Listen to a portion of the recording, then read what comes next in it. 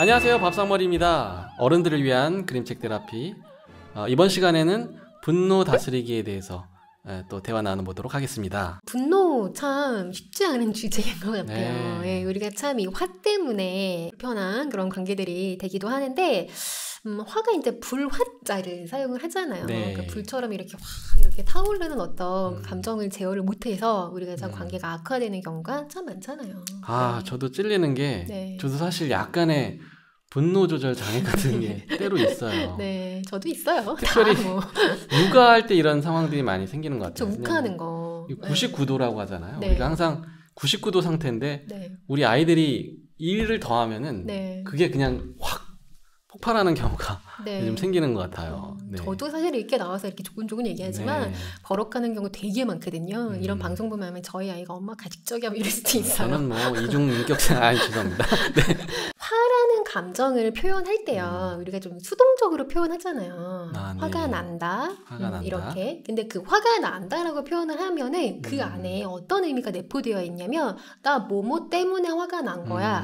누구누구 때문에 화가 난 거야. 이렇게 좀 수동적인 입장을 네. 취하게 되거든요. 윌리엄 글래서라는 이제 현실 치료의 대가는요. 네. 어떻게 얘기를 했냐면 우리가 화가 난다와 같은 문장을 좀 동사형으로 한번 표현해 보라 라고 얘기를 해요. 예를 들어서 우울하다, 뭐 머리 아프다 이런 게 아니라 나는 지금 우울 행동을 하고 있어.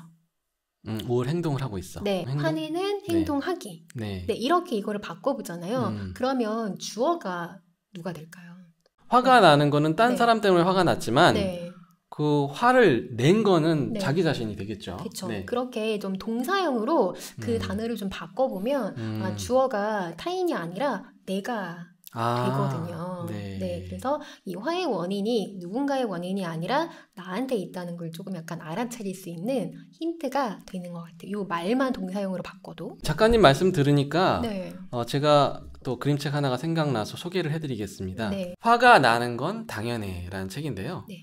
예, 화가 나는 건 당연하지만 화를 내는 거는 당연한 게 아닐 수 있죠. 그렇죠. 예, 아까 네. 말씀하셨지만 동사로 바꿨을 때는 좀 얘기가 달라지는 거죠. 네. 특히 아이들이 좀 분노 조절 장애가 더 있을 수 있지 않습니까? 네, 아직 요즘에는 통제력이 그런 경우들이 많이 있다고 하더라고요. 자기 통제가 좀 안 네. 되는 나이기 때문에. 그런데 이 책 한번 차분차분 읽어주시면 도움이 될 것 같은데요. 네. 제가 이 책에서 특별히 좀 좋아하는 부분은요, 이 화가 나는 것은 당연하다고 해서 그 아이들의 화가 난 이유에 대해서 잘 들어줄 수 있고 또 그걸 인정해 줄 수 있는데 그 화가 또 반드시 나쁜 감정은 아니다라는 것도 얘기를 해줘요. 여기 보시면 화는 약이 될 수도 있어 이렇게 얘기하거든요. 네. 예, 실제로 우리가 운동 경기를 한다든지 또 어떤 경쟁적인 상황에서 그런 화를 잘 활용하면은 또 아드레날린이 분출되면서 또 승리를 거두기도 하잖아요. 네. 그런 얘기를 해줘요. 그리고 또 여기서 어떻게 하면 그 화를 잘 다스리고 또 화가 나더라도 화를 내지 않는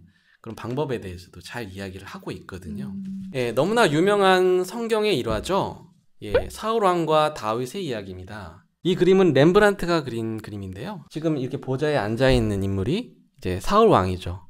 이스라엘의 최초의 왕인 사울. 그리고 구석에서 이렇게 쭈그리고 앉아서 수금을 타고 있는 사람은 바로 그 유명한 다윗 왕입니다. 근데 지금 이 그림을 잘 보면 지금 사울 왕이 굉장히 다윗을 불편한 눈짓으로 이렇게 쳐다보고 있잖아요. 실제로 성경을 보면 너무나 화가 난 나머지 다윗을 창으로 찔러 죽이려고 했다 이런 내용이 나오는데요. 왜 그러냐면 다윗이 큰 승리를 거두죠. 골리앗을 쓰러뜨리고 이스라엘 구원한 사건인데 백성들이 다윗이 한 그 업적이 이 사울왕보다 더 위대하다는 노래를 불러요. 그때부터 질투심에 사로잡힌 나머지 사울왕이 자신이 왕좌를 뺏길까봐 결국에는 분노 조절 장애로 발전되고 그것이 그를 파멸시키는 그런 비극으로 끝나게 되죠. 그래서 이렇게 화를 다스리지 못할 때 어떻게 파멸할 수 있는지를 잘 보여주는 인물인데 반면에 이 다윗은 골리앗에 대해서 화가 많이 났는데 그걸 통해서 오히려 큰 승리를 거둘 수 있었거든요. 화가 나더라도 어떻게 다스리고 그것을 어떻게 해결하느냐에 따라서 이렇게 희비가 엇갈리는 그런 좋은 예가 되는 것 같습니다. 네. 나를 통제할 수 있는 거. 나의 화를 통제할 수 있는 유일한 사람은 결국에 나구나. 예, 그렇죠. 네. 주어가 바뀌면 결국 그 감정의 주인이 내가 되니까 네. 컨트롤할 수 있겠죠. 네, 그래서 내가 정말 그 감정의 주인이 돼서 내가 그 감정을 좀 책임질 수 있는 주체가 되겠구나. 네. 라는 의미가 될 수 있을 것 같아요. 네. 그래서 제가 지난번에 잠깐 한번 소개해드렸던 그 화가 났어요 라는 네. 그림책에 보면은 그 이제 화가 났을 때 그 빨간 털복숭이가 네. 오거든요. 이제 네. 그 아이가 이제 화라고 표현을 해요. 그 그림책에는. 네. 그래서 화가 날 때 지금 내 앞에 있는 빨간 털복숭이의 이 존재가 뭘까를 좀 생각해보는 편이거든요. 저 그 책을 봤을 때 저도 인상 깊었던 거는 네. 우리가 화가 나면은 정말 눈앞에 아무것도 보이지 않기 때문에 네. 이게 분별력이 없어져 버리는데 네. 그 책에서는 그 화라는 것을 하나의 그런 아주 우스꽝스러운 캐릭터로 묘사함으로써 네. 이 화라는 것이 진정한 내가 아니라는 분명한 구별을 할 수 있게 해주더라고요. 네. 네. 그리고 이제 많은 분들이 특히나 제가 이렇게 화를 좀 다스려야 된다, 분노를 다스려야 된다 얘기를 하면 요즘에 워낙에 좀 분노하는 사회다 보니까 이런 인식이 있는 것 같아요. 그럼 내가 너무 손해보는 거 아니에요? 상대방은 화를 냈는데 나는 화를 안 내면 나만 손해보는 것 같아요 라는 얘기를 그렇죠. 하거든요. 그래서 네. 저도 물론 그 부분 어느 정도 이제 공감이 되는 부분도 있으면서도 네. 그러니까 우리가 이제 이 화라는 거를 다스릴 수 있는 영역, 그렇지 않는 것 이렇게 생각하는 것의 차이가 엄청나거든요. 네. 제가 이런 적이 있었어요. 네. 아이가 어느 날 제 약속을 좀 안 지키고 학원을 좀 이렇게 빠지고 집에 땡땡이를 왔던 쳤군요. 경험이 네. 있어요. 그래서 제가 이제 너무너무 화가 나서 이제 아이가 오자마자 이제 버럭 소리를 질렀거든요. 이미 저는 그때 이 화는 좀 내가 어떻게 제어할 수 없는 거라는 생각을 갖고 있었겠죠. 근데 그때 전화가 옵니다. 학원 선생님한테 전화가 와요. 그때 만약에 제가 이 화를 다스릴 수 없었다면 어떻게 해야 되냐면 선생님한테도 왜요? 왜 전화하셨어요? 이렇게 하겠죠. 네. 근데 제가 어떻게 하냐면 선생님 이렇게 얘기를 한단 말이에요. 네네. 우리 아마 그런 경우 다 있지 않아요? 굉장히 화가 났다가 네. 내가 뭐 누군가의 전화를 받거나 아니면 누군가가 뭐 갑자기 왔을 때 내가 방금 화난 상황과 정반대의 행동을 하는 경우가 있을 거예요. 정말 많죠. 많죠. 네, 많이 틀립니다, 정말. 네. 저 같은 경우는 네. 제가 일을 하고 스트레스 받을 때 네. 저 옆에서 도와주는 직원분들한테 좀 이렇게 화를 내게 되는데 또 막상 환자분들한테는 환자분 그쵸. 이렇게 굉장히 이중적인 태도를 맞아요. 보이더라고요. 정말 네. 창피해요. 네. 사실. 그래서 네. 그런 걸 보면 화라는 게 다스릴 수 없는 영역이 아니구나라는 걸 알게 되거든요. 네. 인디안 속담에 이런 말이 있다고 하더라고요. 우리 내면에는 늑대와 양이 동시에 살고 있다라는 거죠. 그럼 우리가 화를 늑대라고 표현한다면 네. 그 화를 좀 다스릴 수 있는 방법이 뭐가 있을까요? 누구한테 먹이를 줄까? 그렇죠. 네. 양에게 먹이를 줘야 되는데 늑대한테 자꾸 먹이를 주면 네. 결국은 그 조절할 수 없게 되는 거죠. 맞아요. 화가 많은 분들이 있어요. 성격적으로. 저도 좀 아버지 쪽 닮아서 좀 불같은 부분이 있는데 저도 그걸 그래요. 타고난 기질이라고 합리하지 말고 네. 정말 자꾸 화를 내면 더 화가 나거든요. 제가 또 한 가지 그림책 좀 소개하고 싶은 거는 대체 내가 왜 화를 내고 있나라는 거를 좀 잘 보게 해준 책이어서 한번 소개해드리고 싶습니다. 으르렁 아빠라는 책이에요. 네. 말 그대로 이 아빠는 늑대죠. 아까 말씀드린 그것도 시커먼 늑대입니다. 이 아빠가 얼마나 무서운 아빠냐면 한 번도 자녀들에게 웃는 모습을 드러내지 않는 언제나 이렇게 무서운 훈련소 교관 같은 이미지로 엄하게 하는 아빠인데요. 이렇게 심지어는 이렇게 의자에 편하게 기대어서 다리 꼬고 아이들이 잠들 때까지 이렇게 노래를 부르라고 시키는 굉장히 좀 무서운 아빠였어요. 강압적인 아빠네요.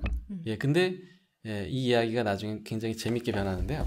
쉽게 말하면 가오를 부린다고 하죠. 네. 그 이유가 있었어요. 왜냐하면은 원래 자기 손발이 다 알록달록했던 거예요. 그게 너무 창피하니까 막 손발이 이렇게 막 초록색이고 뭐 심지어 핑크색이고 막 이래요.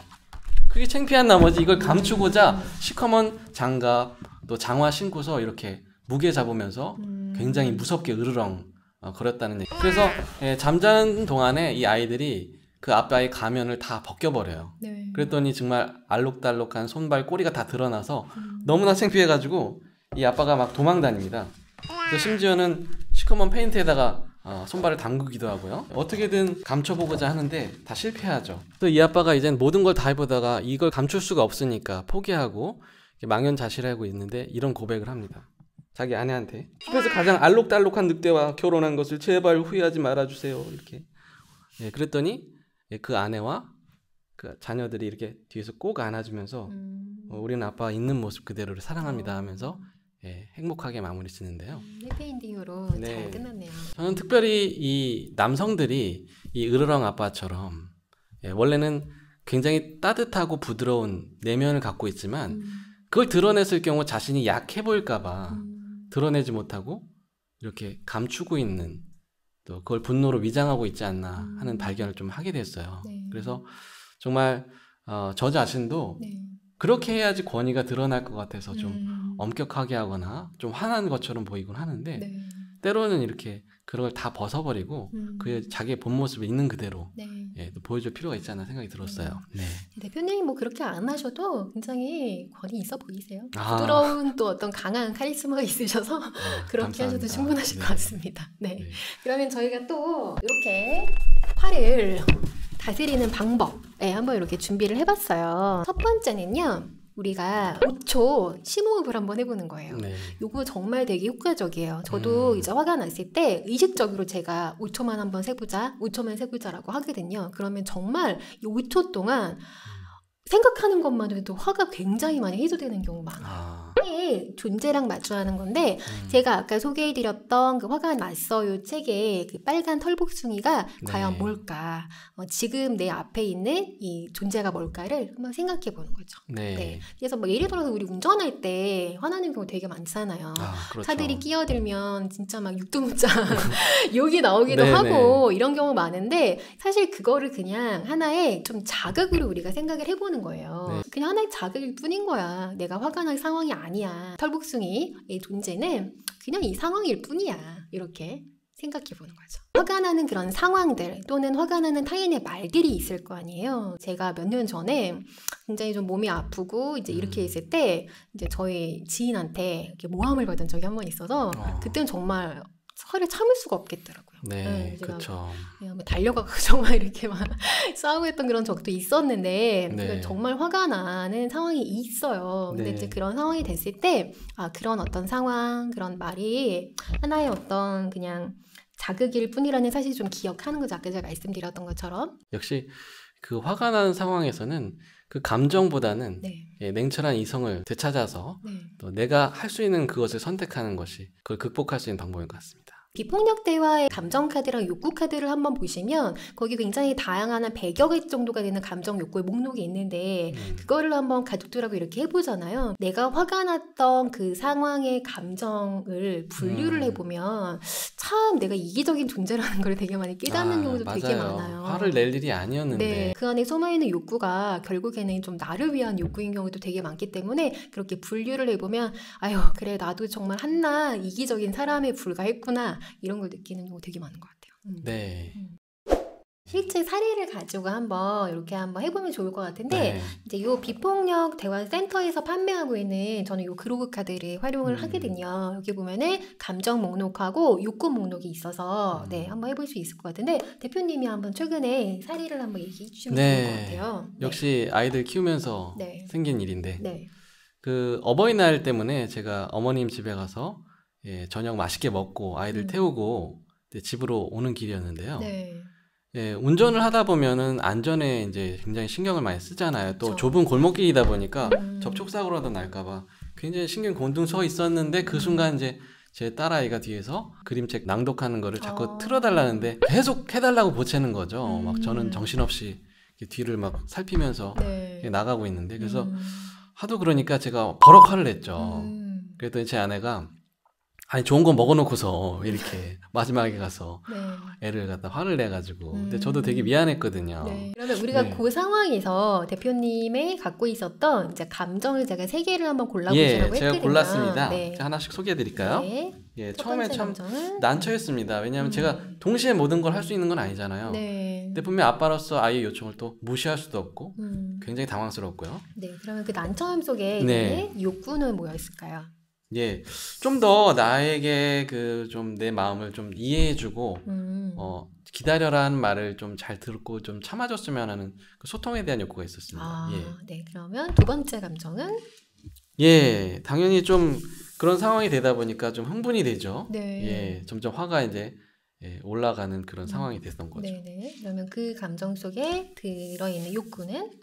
예, 저는 이제 맛있는 것도 먹고 이제 집에 가서 편하게 좀 쉬고 싶은 그런 상황이었죠. 네. 좀 여유 있게 편안하게 좀 이제 홀가분하게 좀 집에 가고 싶다. 네. 그런 감정이었습니다. 네. 마지막 세 번째 감정은? 예, 드디어 이제 열받았어요. 그래서 네. 화를 이제 낸 건데요. 네. 예, 격분을 했죠. 네. 격분 근데 속에 곧바로 후회를 하게 되고 다시 화목한 가정으로 돌아가고 싶은 안정에 대한 욕구가 생겼습니다. 네. 네. 그러면 그때 이제 아이들한테 어떤 뭐 사과의 말이나 그런 거는 하셨어요? 저 역시 약간 으르렁 아빠다 보니까 네. 급 사과하면 또 권위가 떨어지니까 권위가 타일르죠. 네. 아빠가 운전할 때는 좀 기다리는 거야 라고 얘기는 하지만 좀 미안한 마음 사실은 굉장히 많았습니다. 예. 네.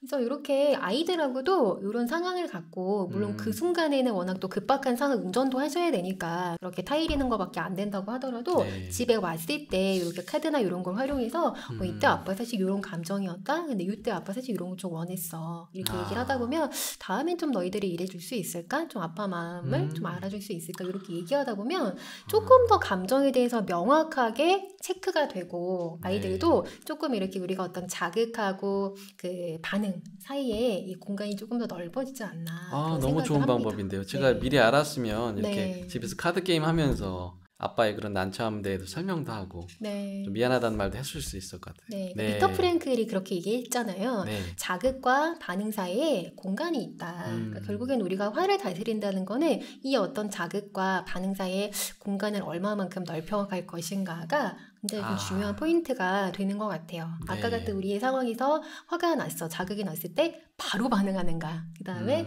좀 5초 정도만 쉬고 나서 조금 한 템포 쉬고 그렇죠. 반응하는가. 네. 우리가 선택할 수 있는 공간을 넓혀 나가야 되겠죠. 네.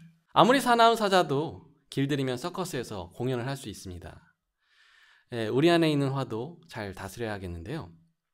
화가 나는 것은 당연하지만 화를 낼 것인지 다스릴 것인지 선택하는 훈련이 필요하겠습니다. 밥상머리였습니다. 감사합니다. 유체 이탈되고 있어가지고요. 네. 너무 힘든 것 같아요. 마지막입니다. 힘을 내야 돼. 이 에너지가 한 명이 힘들면 저도 아까 막 집중이 안 되고 해서 전염됐나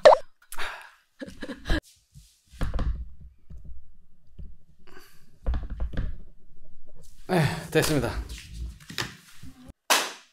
제 아무리 사나운 화자 제 아무리 제 아무리 사나운 사자라도 다시 얘기했죠? 네. 제 아무리 사나운 사자도 길들이면 서커스에서 공연을 할 수 있습니다. 우리 안에 있는 화도 다스려만 하게 잘하고 있는데 이유를 말 의외로 이상한 데서 빵 터지네.